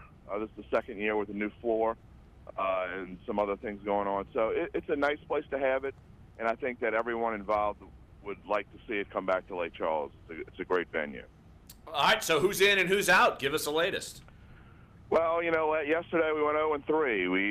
We lost a shocking obviously the shocker of the tournament, Riverside losing to Episcopal yesterday. On 2 free throws near the end of the game with 1.7 seconds left. Kid goes 12 for 12 from the line, hits his last 2 free throws, walks up there like he's practicing his backyard, and that's what I told him. I said, this is, it's like a kid standing in his backyard saying to himself, there's 1.7 seconds left. We're down by 1. We're playing the best team in the state of Louisiana, and goes to the free throw line and swishes both of them, and Jared Butler and Riverside have bounced from the tournament, and I think that everyone here was shocked. We're all just looking at each other with our jaws dropped. And when we were planning schedules for the weekend, we just penciled in Riverside for Saturday at 2:00, and it didn't happen. And they kind of took things for granted, maybe just like we took things for granted, because they entered the fourth quarter with a 10-point lead and just kind of coasted. And all of a sudden, they realize they look up with a couple minutes left, and Episcopal's only down 2, and they fought their way, and they deserved to win. And it was a fantastic basketball game. Then Country Day loses by 1 in the next game. So we've had some close ones. All we have left at the moment is we have Crescent City playing tomorrow at 10 a.m. and then today we have the Division I semifinal with St. Paul's playing at 1:15 and Landry Walker playing tonight at at 6:15, I believe, in 5A. So we're down to 3 teams, and it could, like I say, you don't expect Landry Walker, the defending champion, who's won twice over the past 3 years, to lose, but anything could happen, and we'll have to wait and see. And it could be an early exit for New Orleans teams. I could be home with my family tomorrow afternoon. We'll have to wait and see. Well, that's the beauty of tournament basketball. I know we're always rooting for the local teams to advance, but these upsets like this along the way are the beauty of basketball in general, because you always see them come tournament time. And I'm kind of curious. I know Riverside had a top player, a top prospect. Is there anybody else, say if fans want to just come out and watch the rest of the bracket and see like some top players, who's left, JD, that might be a top prospect, or somebody might be moving on to a local area college that's still going to be on the court? Well, in 20 minutes, Javante Smart is playing for Scotlandville. I'll probably be there by the start of the second half or so, but Javante Smart and Jared Butler are by far the 2 best players in Louisiana. It's unquestioned. And one of those 2 players is going to be the player of the year. In fact, Javante Smart this morning was just named the Gatorade State Player of the Year. So we'll have to wait and see who Louisiana sports writers name as their Player of the Year. But those 2 are the best 2 players. But really, overall, it's kind of a down year in Louisiana for basketball, both on the boys and the girls side. Which the New Orleans girls did pretty well in the tournament. We won 5 of 12 state championships, and obviously that's not going to happen in the boys' title. But as far as the rest of the tournament, there aren't a ton of big name players like we would normally have, and even Landry Walker, a couple of their best players from the past couple of years, they played football. They've signed on in football, and they decided not to play basketball. But Landry Walker's still the 3 seed, still here playing for a championship. So it's not quite the star-studded event that we would normally have, but it's still been great basketball. And you're right, Dunc, that it's tournament time. It really doesn't matter who the talent is. It's fun to watch them, because a lot of these games come down to the end, and it's no different in high school basketball than when you're watching the big tournament in college. Someone's going to be smiling and happy, and you're going to have upsets, and someone's going to be crying. And like yesterday, Jared Butler, Riverside, sat there stone-faced, basically couldn't believe his prep career was over. And at some point during the interview, he just hunched over and put his head basically below the table, and you could hear him crying. And that's the reality of high school basketball at this level. You don't know when your career is going to end unless you make it to the championship game. And even then, you don't know whether you're going to win or lose. Jim Derry, preps guru here at NOLA.com, the time speaking out in Lake Charles for the boys high school basketball championships. And Jim, you kind of teased me. You're writing a column coming up soon about the championships, and I know you lauded Lake Charles and everything that they've been doing, but you maybe want to take this basketball tournament a little closer to home, as in like our backyard. Yeah, well, one thing that I've discussed with some LHSA executive board members, there's an idea floating around that potentially, when this tournament first started way back when, or even, 5 or 6 years ago, there were a lot less teams participating. Now we have 36 teams. We used to cover every game. It's impossible to cover every game now.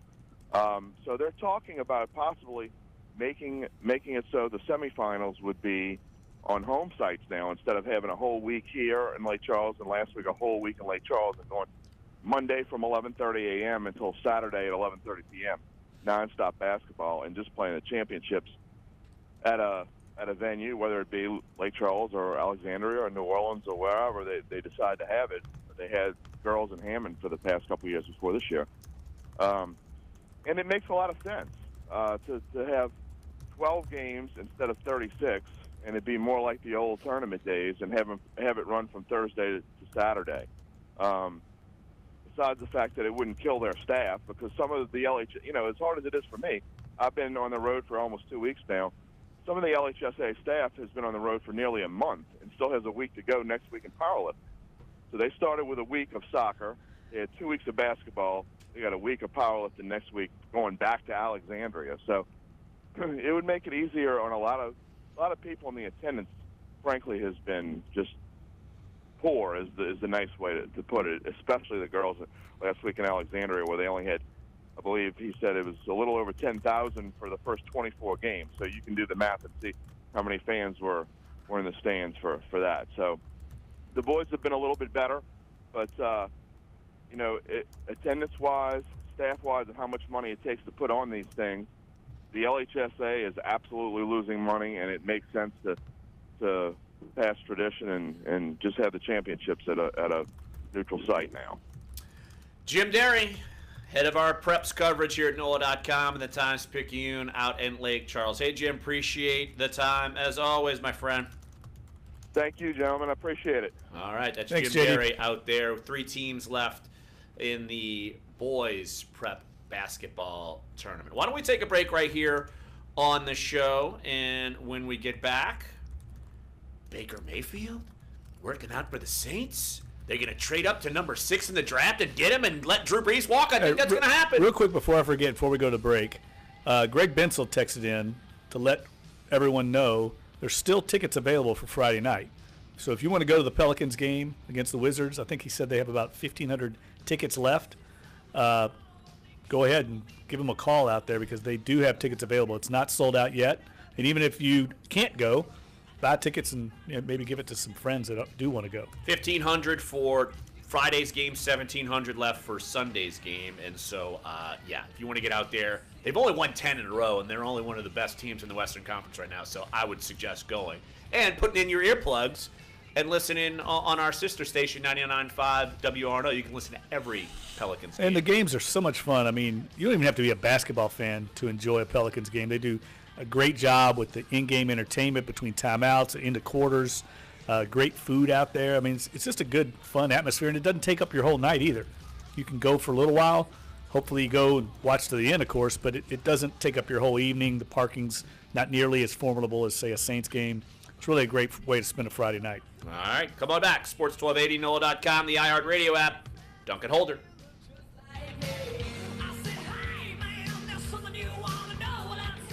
Assistant coach for your New Orleans Pelicans, Chris Finch. My son said he could come on tomorrow at 11:05 and he'll be on the water. Getting off the rebounds, running in transition. Okay. I don't have any guests. Okay. We'll do Masson, The Chris Gordy Show. Update Weekday from the marsh. afternoons 2 to 4. This week on Big Easy Deals, get a family 4-pack to the Audubon Zoo for just $38. By the way, Check out the exotic mix of animals from around the globe. Don't miss the Watoto Walk, the playful monkeys, or the mysterious white alligators. Go to Fox Sports, AM1280.com. Keyword deals. People who name their savings accounts save more than those who don't. The following was inspired by a Navy Federal Credit Union savings account named Family Vacation.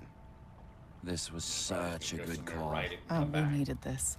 What I mean, I've got relaxing. I've got I'm gonna come in. It's gonna be close. Open a Save First account with Navy Federal Credit Union and give a name to what you're saving for. NavyFederal.org. Open to everyone in the armed forces, the DoD, veterans, and their families. Federally insured by NCUA.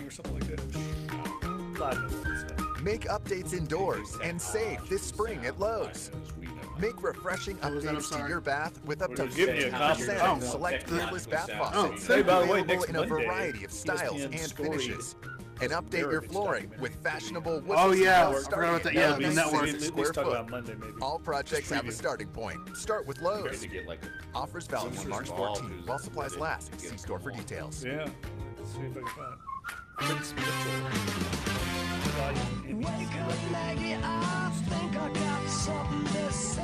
Rod Stewart says that he's completed work on a new album called Blood Red Roses. The Rock and Roll Hall of Fame singer broke the news during a radio interview, adding that there are 12 songs on the album, 11 of which he says that he wrote, but no release date has been determined. That's all he cares Stewart is about, gearing up to One once thing I again found about him. singer One Cyndi track Lauper. During the Did y'all get that email? Yeah, I got it. first singer on How do you announce it? The Troubadour? The Troubadour. The rooftop bar is called the Monkey Board. Yeah, it's up on the roof. It's that we were there for a Michael Berry meet and greet. I don't know, it's about 5-6 months ago. Okay. And yeah, it's nice, man. I mean, you're across the street almost from Gravier Hall and that park that's right across the street from City Hall. Oh, cool. So it's a nice view up there, and so yeah, it's a classy joint. I don't know if they might look at us weird as we walk through the front door. Well, when I wear my flip-flops and Speedo, they probably will. Absolutely, yeah. That's disgusting. TMZ reports a judge has officially If it's hot, ordered a it DNA deserves to be so. approved in 2015. 10 seconds. Clyde needs a 15-year-old drink. son. I went to Bayou Bear Garden last night. That place was legit. Oh, it's awesome. Yeah, it was cool. I hadn't been. It was Bayou Wine Garden next door. Yeah, dude. It's an incredible scene. This like the is Uptown Dunc and Rock and Holder Roll. on Sports 1280. You are. Here we go. Guess what, folks? Dunc and Holder are hitting the road. Yes.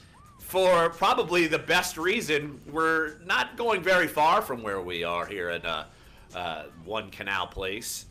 But next Friday, March 16th, Dunc and Holder will be at the Troubadour Hotel at the rooftop bar, appropriately so called the Monkey Board, since we're a bunch of damn idiots.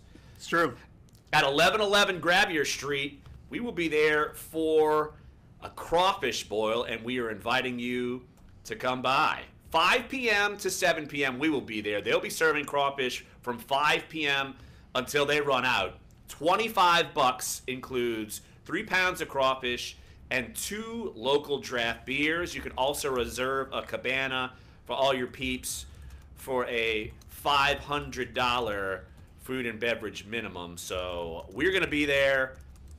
At least Clyde and I are going to be there. Yeah, Jeff 2 is of us going will to be be there. globe-trotting. What are you doing? Bad timing for me. Totally bad timing. $25 for 3 pounds of crawfish and 2 beers. That's a great deal. That is a fantastic it deal. really is. Yeah. And you'll be up on the rooftop downtown New Orleans. Hopefully we can have the same weather that we had this past weekend, man. If we can get that, oh yeah. I'm just devastated that I'm not going to be able to be there. That just means more for Clyde, me, and everyone else involved. Yes. I do expect to be weighing in from afar, and I will certainly be following you all. I expect to see tweets, maybe Facebook posts. Do you Instagram. realize it's a challenge to tweet when your fingers are deep into crawfish? So I got good luck. confidence. No, here's in what Clyde. we're gonna do. We're gonna put your face on an iPad and FaceTime, and you could just watch us and stare, and we'll throw crawfish at you. I'm I think that's really, what we're gonna do. I'm really Clyde's in with disappointed. me. I could see it. He's with me. I am so disappointed. You know what? I've not had any crawfish this year. That's depressing. that's going to change. It's Yeah. finally the season, so. Have you guys seen, by the way, they have a crawfish app now? You can put on your phone and download where the best crawfish are in town, the freshest, the prices of all the different vendors, what they have their crawfish for, when they get them in. It's an amazing app. I wholeheartedly recommend it, even though they probably aren't a sponsor of our show. Well, once again, the Troubadour Hotel, rooftop bar, the Monkey Board, 1111 Gravier Street. Clyde and I will be there from 5 to 7, eating crawfish, having a great time. Saying bad things about Jeff Duncan. Well, possibly. When did Clyde take the turn to being He's negative become Clyde? heel Clyde today. Dave, more heelish than normal. We need to get Dave to work on him. Yeah. I got your back, Jeffrey. Thanks. I'll keep him calm. Thanks, I appreciate it. There we go. All right. March Madness going down. UNO pulled out the victory yesterday, so they are still alive in the Southland Conference Tournament. LSU starting today, taking on Mississippi State. That is a 6 o'clock tip. And Tulane taking on Temple in the American. That is a 6 o'clock tip. Of course, you can hear that game right here on the flagship station for Tulane men's basketball. And you can hear Todd Graffinini starting that call 5:30 pregame. There should be no varying of times because they've got the day session and the night session, and Tulane and Temple open the night session. And wasn't there, off the basketball front onto baseball, wasn't it a crazy game last night between, was it Tulane and Southeastern? Yeah, shoot, I think man. it was 13-12 Southeastern. Yes. Tulane has had, and I mean, when you talked about Todd, I was like, I can imagine what Todd is probably going through because, you know, he is the king of just self mutilation when it comes to he's in Orlando things. right now, so he's not seeing this up close in person. Yeah, but I'm sure he's still following along because, I mean, Tulane has had 2 really unfortunate, heartbreaking losses. First to UNO, after coming back and hitting a grand slam to take the lead and then losing on a wild pitch. Then last night, again holding a huge lead and then losing it to Southeastern. Yes. Woof, man. Just a tough thing. Sounds like LSU lost last night against Louisiana. And that was a suicide squeeze, I think, that kind of vaulted Louisiana to the lead, right? Am I wrong about that? Yeah. Early on. Mm-hmm. After LSU went to the top of the ninth and they were down 3-1, and they came back to score 2 runs to tie it, and they lose in the bottom. It's just, man, baseball in this area right now is crazy. Competitive. Absolutely. And that doesn't surprise me in the least, because every year you expect LSU to be competitive, of course, and be in the national championship run. ULL, Southeastern, UNO's back in the mix. Tulane's trying to fight to get back in the mix.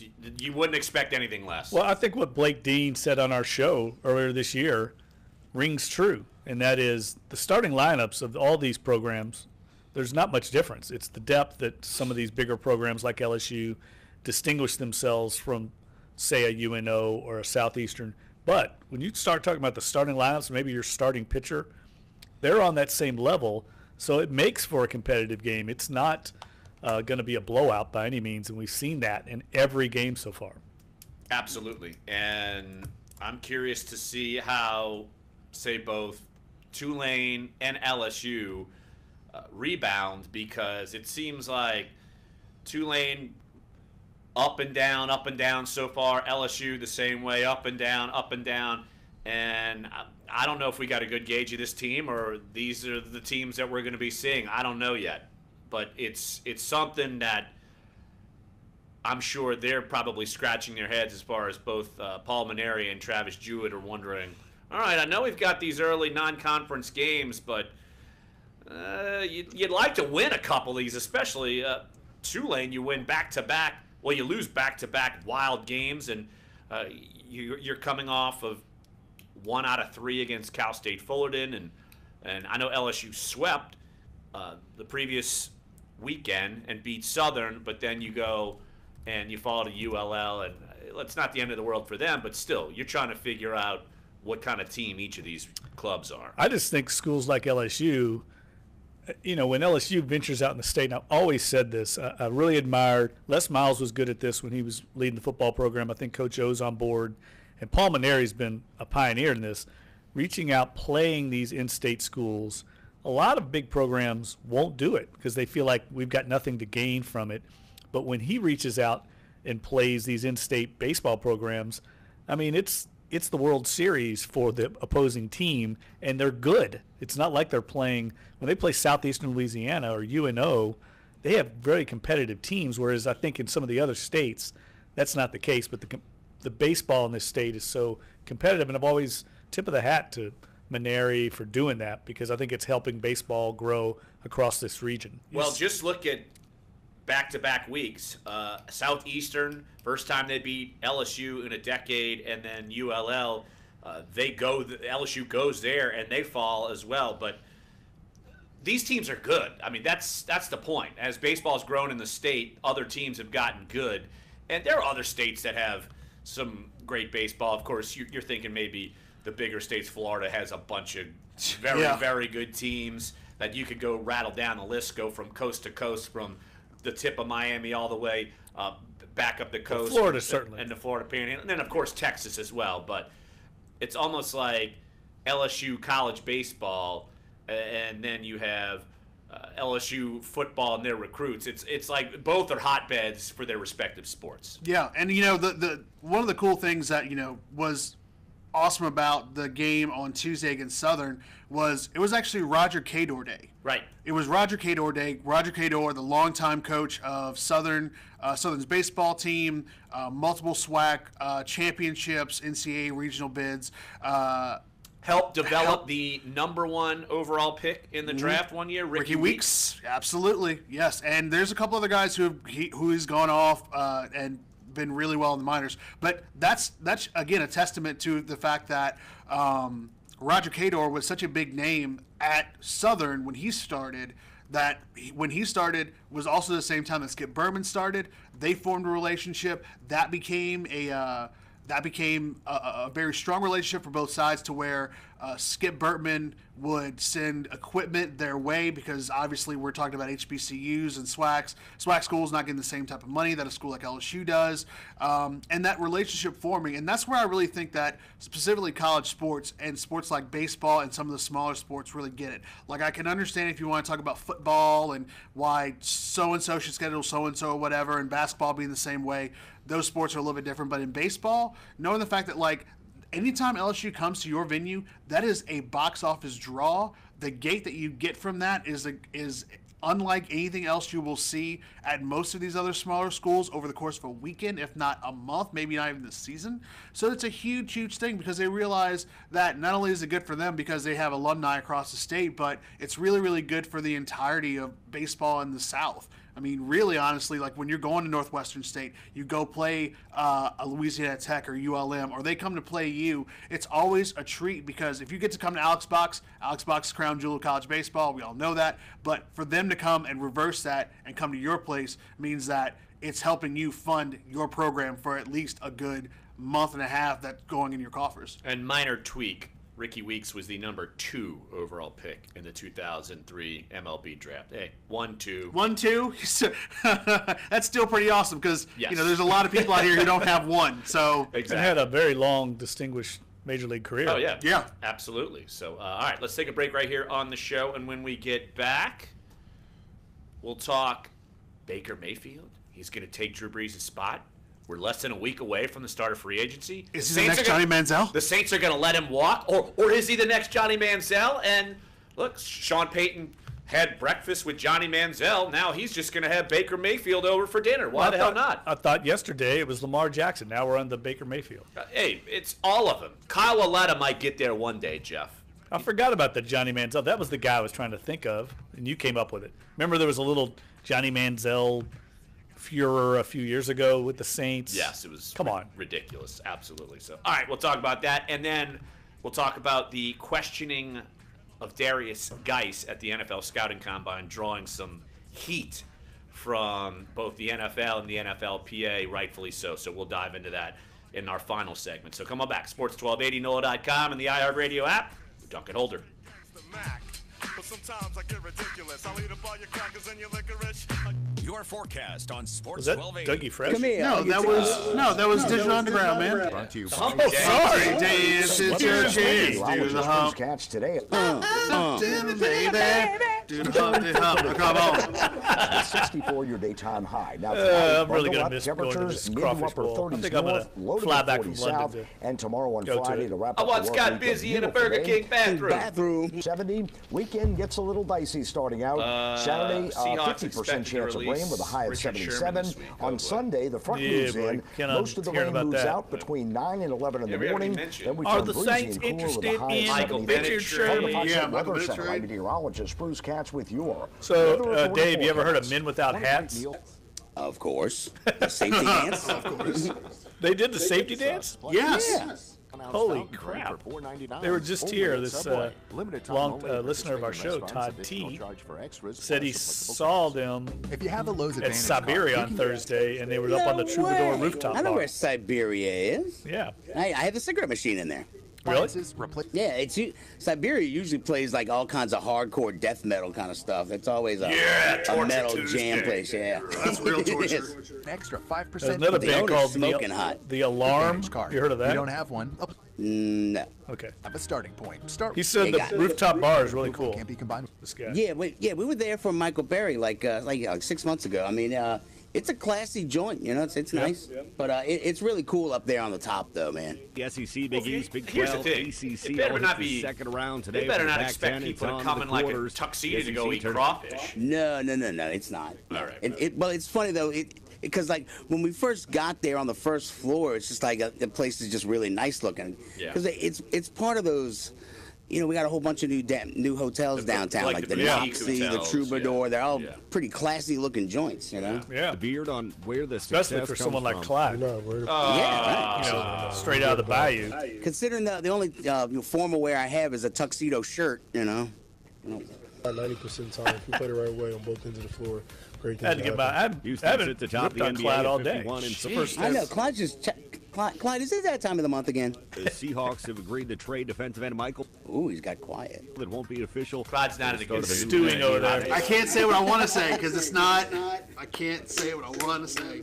Fortunately, it would be hilarious. I'll say it when we turn. I will say it when we turn the YouTube stream off. You have to find creative ways, like calling somebody like a rooster lollipop. I know. Oh Lord. Oh Lord. I got that one real quick. That Maravich guy, 10:30 Monday. They can. The documentary guy. Nice. My glasses. So visit doihaveprediabetes.org and take a short test because prediabetes can be reversed. I'm going to ask the Maravich director if he considered Maravich a gun.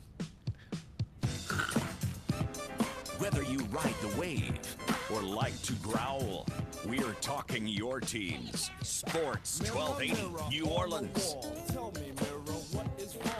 All right, Josh Katzenstein confirming a report earlier today from Robert Klemko of MMQB that the Saints will hold a private workout for Baker Mayfield in Norman at some point this draft season. They interviewed Baker Mayfield. He admitted it in other interviews he did publicly, so there you go. And once that happened, the Twitter sphere got in a bit of a panic, I'd say. No way they're going to take Baker Mayfield at 27, or no way the Saints are going to trade up, and is Breeze gone, and all this chaos and panic. Well, okay. That, of course, leads into Drew Brees' contract. We're less than a week away from the opening of free agency, and I'm not in a panic about it for once.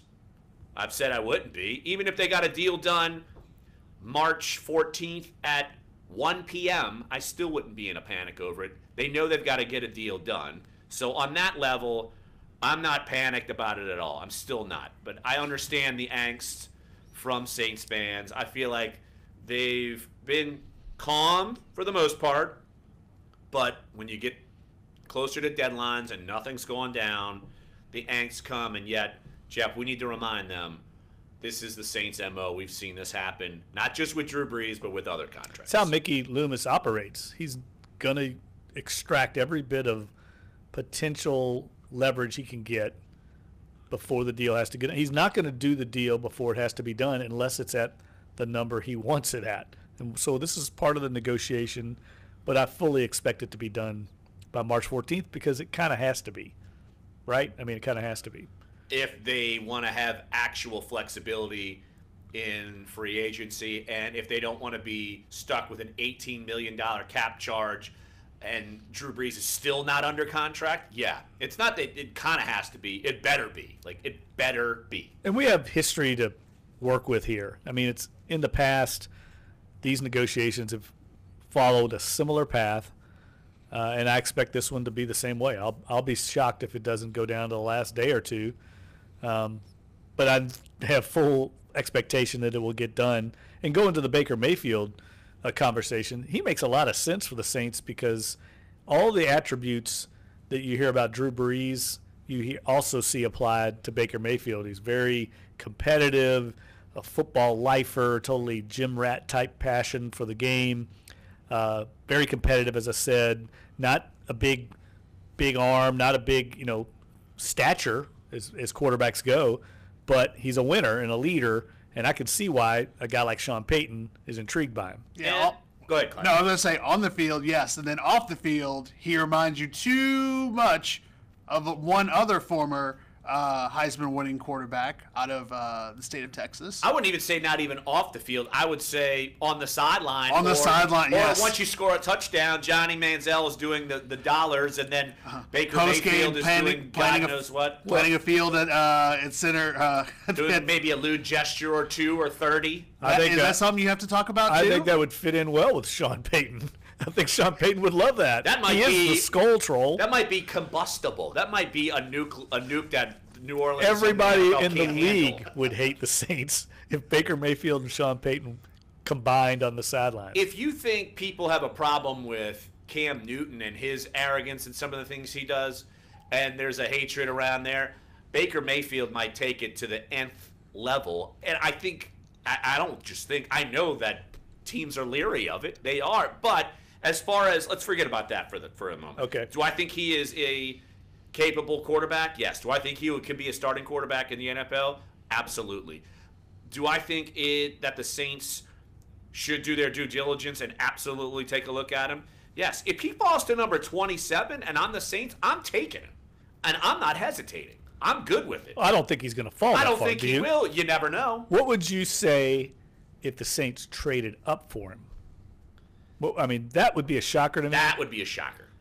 But I really believe this year they're going to do something like that, only because the team's got such good depth right now because of the last few drafts, and they've got 8 picks. 8 picks aren't going to make this team.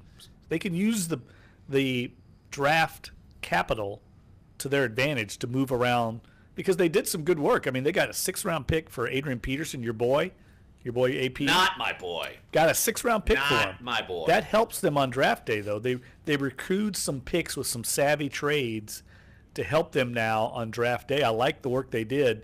Somehow either they get back a 2nd-rounder maybe, or they move up in the 1st round to get somebody they really want. Yes, but how many picks are you going to have to move, and what are the value? If you want to move up to the 1st round, you don't have a 2nd-rounder you're dealing with. You can't just bundle some 5s and 6s and a 3 and move up, and you're going to need more than that. You might have to dive into next year's draft, just like they had to do with the Alvin Kamara trade. Are people willing to do that? I don't know. I would anticipate them looking to move in day 2.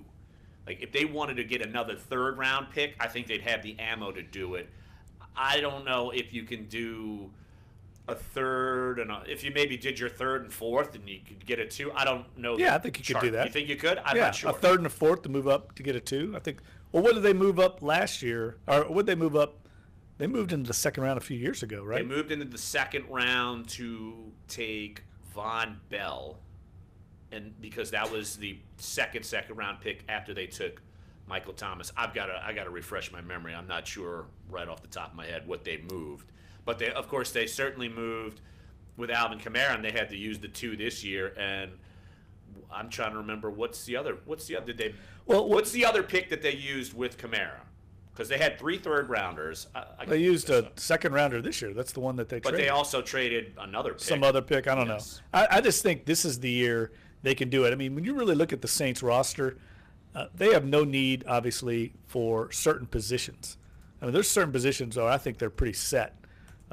Running back, I guess they could use a running back in the later rounds, but really, do you need one? I think they do need a running back. You got Ingram, Kamara, and you got who are the other guys? They got Edmonds and they have nobody. They have 2 backs, and then they have basically nobody. Is Lasco still on the team? Yes, but those are your typical 3rd running backs. You're not going to get a superstar to be your 3rd. I'm not saying you got to get a superstar, but you got to get someone who's at least somewhat viable. I don't know what Trey Edmonds brings you, and Daniel Lasco can't stay healthy, had concussions, and he hasn't been. But every impressive. team in the league. I mean, who's the Steelers' number 3 running back? I don't know. But you could still use someone to. I think you could upgrade over Trey Edmonds, and he could be somebody, a 4th guy, and as a special teams guy. I know, but I'm just saying they don't. It's not a glaring need. No, it's not. You could say that on every position. It might be like 8th or 9th on the list. I think there's so many positions they really don't need help at because they're set. Now you could always argue they could use a 3rd stringer, but I just think this team has a luxury now of going to get somebody if they want, or like you said, go up in the 2nd round, and they've got the ammo to do it. They don't need 8 draft picks. 8 draft picks will not make this team. So get rid of some of those guys later to move up and get somebody that can help you, that can make the team, that will make a difference. Just to refresh on the trade, the Saints sent this year's 2nd-round pick and a 7th-round pick to San Francisco to make the deal happen last year. So you basically sent the 2 this year. 7th round. 7th rounder is almost like doesn't even count. But that's like if you want to move into that spot, you probably would have to dive into your draft lot the next year. You'd have to do that for a team like San Francisco at that time, who was trying to stockpile picks because they were in total rebuild mode. Like I don't think a team that's competitive going into this year is going to be able to say, all right, we'll wait for next year's pick. It's going to be a unique situation, and that was a unique situation. No doubt about it. Hey, now I did throw out, I'm sure you saw in my mock drafts, Saints taking a fullback. I think that's a possibility. I did see you do that. I think that's a possibility because we don't know what John Kuhn's going to do. I mean, he might come back. They might bring Zach Line back. I thought Zach Line was fine. I know, but I think they could go cheaper there. I mean, those guys are veterans. They're costing some money, and that's an area, let's face it, where you can save a little bit of money. Yes. Get a young guy in there. I just think that's a sneaky spot, especially the way the Saints use the fullback. I mean, goodness knows they've used him a lot in the short yardage, on the goal line. It's amazing how they utilize every position on this team. If you get the best fullback in the draft on day 3 in the 5th or 6th round, I think you pull the trigger and that's feel, what I mean. feel fine with it. Yeah, absolutely. Fullback's weird in this offense. It's a lot like a tight end. They've used the tight end. Josh Hill will sometimes play the – Dave Thomas did for a little bit way back when. Yeah, the F-back, I think is what they call it. The H-back. The F and the H. Or something, whatever. Yeah, I don't know. Whatever it's called, they seem to be effective with it because they'll just hand it a ball off to them and they'll get a first down every time. I don't ever see it get stuffed, ever. I don't. The Saints are excellent in short yardage. Absolutely so. All right, let's take one final break on this show, and when we get back, we'll talk about Darius Geis. The questioning he endured at the NFL Scouting Combine has both the NFL and the NFLPA none too happy with the team who posed these questions about his sexual orientation. I'll give you some of the reaction I received from the NFL on this matter, and you got to wonder, when is this nonsense going to stop? I mean, just because you're the NFL, you think you can do this, it's job interview. I mean, give me a break. It's crazy. So, all right, we'll talk about that in our final segment coming up here. Sports 1280, NOLA.com, the iHeartRadio app, Dunc and Holder. Well, it looks like Louisville's stay in the ACC tournament's going to be pretty short. They're getting trucked. Is moving to mornings. I am. We've ordered some extra Louisville offered Baton Rouge University lab cornerback Jordan Clark. We all know that's where he's going to want to go. He's probably already left school to move up to Louisville after he got that offer. Big is Drew Holiday, red hot from the perimeter. He's the son of Ryan Clark. Big is DeMarcus Cousins. Yeah, I keep forgetting that Ryan Clark. I thought. So LSU offered him? Man-on-man coverage. Doesn't say LSU. It says Stanford. I know Arizona State. Arizona State, Nebraska. I saw them taking pictures with Herm Edwards. And of course, Ryan Clark and Herm Edwards used to do this stuff at ESPN. Free dance team poster. Visit I don't know if that Herm Edwards hire is going to work out. I'm a little dubious.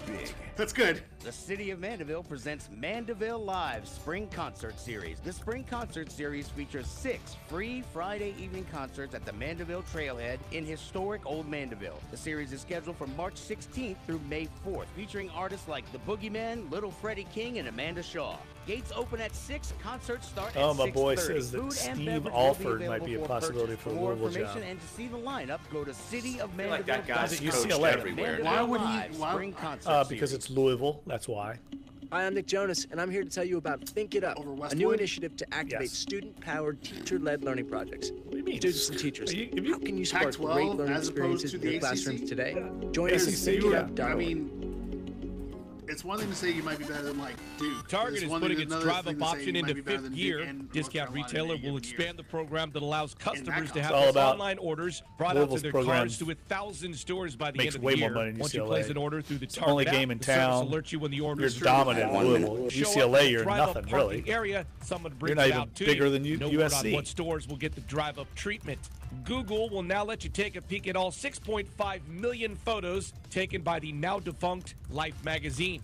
The tool called Life Tags throws open the doors to Life's archives and makes them instantly searchable via thousands of automatically created labels from astronauts to zombies. Over the 70-year history of the magazine, millions of photos were taken, but only 5% were ever published. After just 2 years, nearly 1 in 5 U.S. adults, roughly 43 million, now have access to a smart speaker. As a point of information, it took 13 years for televisions to reach the 50 million user mark. Tech Report, Larry Olson, NBC News Radio. Join Relay for Life and help us beat our biggest rival, cancer. Sign up today at relayforlife.org and help us attack cancer in our community.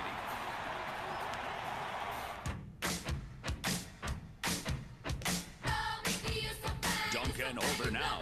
Eric Asher next at noon on Sports 1280 New Orleans. Missed any of the show today? Sports1280.com, NOLA.com, iTunes, SoundCloud, YouTube page, and of course Clyde will have a couple of updates later on today at NOLA.com. Does a great job slicing video, doing the audio, doing it all. So go check that out later on today at NOLA.com. Darius Geist did an interview last night on Sirius XM NFL Radio and said that one team asked him about his sexuality and another asked if his mother was essentially a prostitute. Do you think those are appropriate questions in a job interview? Let me think. No. I mean, isn't that illegal?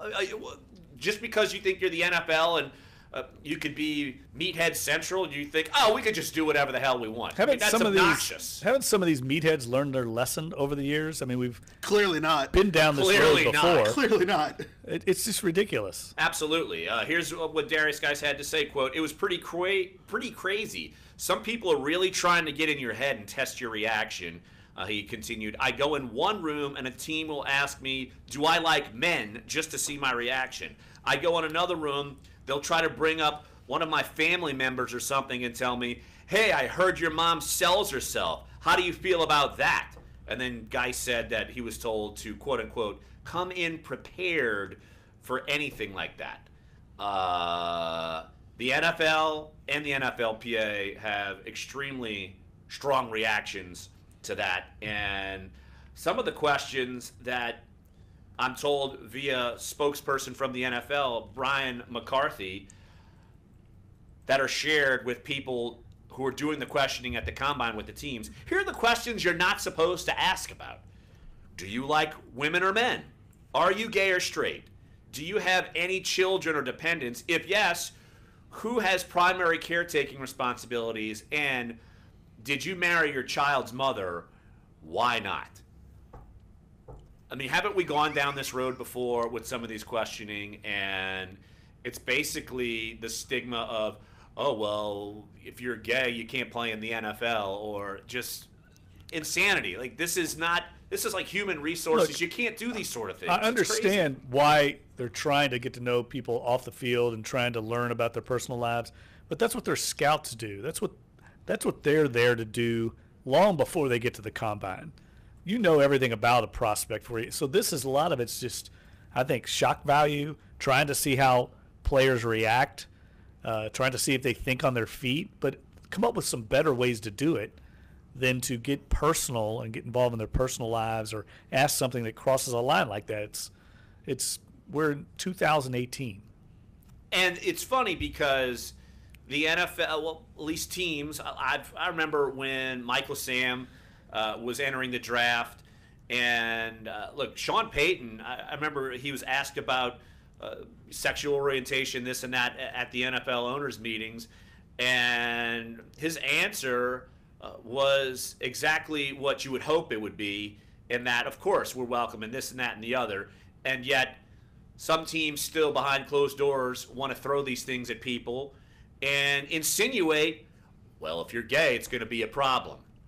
Okay, well, that's not the way it should be, and that's not the way a lot of people think. But some people, is this the majority? I don't know. But the fact that this is being asked, Darius Geist isn't the first person being asked about this at the combine this year, even though we're supposed to be past this. How long do you think it's going to be before, well, now that this story is out, how long do you think it's going to be before, someone eventually figures out what team, what organization did it, maybe not name drop so that, they don't lose access, but it's only a matter of time, because eventually, isn't that the only way this is going to stop? The only way that this is going to stop is that we have to start having some names of people or teams who are doing this, and they have to be brought to justice, because you're right. Justice. Yeah, this got to be brought to justice. This is what it is. Wild West here? Yeah, I mean, at some point, because it's unnerving that questions like this are still being asked to potential NFL football players, because you're right. No one's going to, it's not going to be 3rd and 1, and you're going to hand off, and then as soon as you go up the middle, a linebacker's going to come up and ask you, it's like, hey, are you married to your baby mama? Right, exactly. No one's going to do that. Well, just think back, and this is according to the USA Today story, when the NFL did an investigation to similar inappropriate questions that were asked to Eli Apple when he was at the Combine a couple of years ago, and they did find out. The question came from an Atlanta Falcons assistant, and at the time, Dan Quinn said in a statement that he spoke to the assistant who asked the insensitive question and, quote, explained to him how inappropriate and unprofessional that was. Dan Quinn did not name the assistant coach, but the NFLPA wants whoever's asking this, get that team tossed out of the Combine as far as being able to interview players. I would totally agree with that. Well, all they got to do is talk to Darius Geis, right? Yeah. Now, is he going to want to admit that? Maybe not, because maybe what if that team wants to draft him? And it sounded like, at least just from reading his comments from the interview, he did not take it as far as take offense to it. But still, this can't happen. Like, this is not where we are. Especially in a league where 85% of your base of workers or players have some kind of, if they're not lucky and come from two-parent households, have come from a very increasingly tough background. Darius Geis has come from a very increasingly tough childhood. To ask him these kind of questions is an insult not only to who he is as a person, but it's an insult to how he has worked his butt off to get to the point where he is now, and to know that you have to go into these meetings and have these questions asked to you about your mom, your mother who was a single parent, who he has an older brother who also lost a father. How insensitive do you have to be about a person that's going to come into your organization possibly and try to help you win? Well, I don't think there's anything wrong with asking, but there's a way of asking something, and that it would be like, tell me about your family. Tell me about your childhood or how you were brought up. Lots of players, I think lots of teams would see it as a positive. If you overcame a lot of these things and a lot, from a disadvantaged background, and you would see self-motivation, you'd see a lot of positive traits that teams would want. 2 minutes. But there's a way to ask it and get those answers without doing what you're saying, Clyde. Last I checked, if you're in a job interview and you're discriminated because of your sexual orientation, last I checked, that's illegal, right? Yeah. Am I right about that? Yeah. That's the fundamental problem with this whole thing. That's it. You can't do it in the real world, so why can you get away with it in the NFL? Well, no, why do you think you can't. can do that? You're not supposed to. Right. But, I mean, there's a difference between discriminating against it and asking about it. You're not supposed to ask, but, I mean, there is a difference there. If you ask, you're basically insinuating, you take it a step further and say, well, why would you ask that? Because would it be a problem if you were? And then so guess what? We're not going to draft you. And you're coming into it with a prejudgmental attitude with it already, because you have already predetermined that this is going to be something that you have to ask about. I know, but I don't think it's always true if you ask about somebody's upbringing and family that you're insinuating it's a problem. You might want to know about it because genuinely, like I said, it could be viewed as a positive.